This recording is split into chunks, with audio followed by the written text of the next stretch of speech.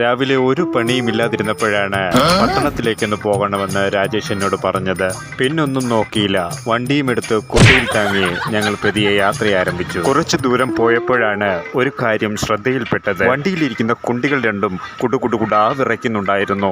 ആദ്യമൊന്നും ഭയന്നെങ്കിലും ഭൂമി കുലുക്കമല്ല എന്ന് ഞങ്ങൾക്ക് മനസ്സിലായി. ഇതാണ് ഞങ്ങളുടെ റോഡ്. വർഷങ്ങളായി ഇങ്ങനെ മിറ്റിലിട്ട് ഞങ്ങളുടെ നാട്ടുകാരെ മൊത്തം പറ്റിച്ചോണ്ടിരിക്കുന്ന പഞ്ചായത്തും പാർട്ടിക്കാരും കൂടി ഞങ്ങളെ പറ്റിച്ചോണ്ടിരിക്കുകയാണ്. എല്ലാവർക്കും വേണ്ടി പ്രതികരിക്കുന്ന ഞങ്ങളുടെ നാട്ടിന് വേണ്ടി ഞങ്ങൾ പ്രതികരിക്കില്ല, കാരണം എല്ലാം കണക്കാവിടെ. അപ്പോഴാണ് ഞങ്ങൾക്ക് ആ കാര്യം മനസ്സിലായത്. ഞങ്ങളുടെ നാടിന്റെ റോഡിന്റെ അവസ്ഥ ഇതാണ്. സത്യം വിളിച്ചു പറഞ്ഞതുകൊണ്ടാവാം ഞങ്ങൾക്കും ചെറിയൊരു പണി കിട്ടി. ഇതാണ് ആ പണി. പെണ്ണൊന്നിനും കാത്തുനിന്നില്ല, അപ്പോൾ തന്നെ പഞ്ചായത്തിലേക്ക് വിളിച്ചു.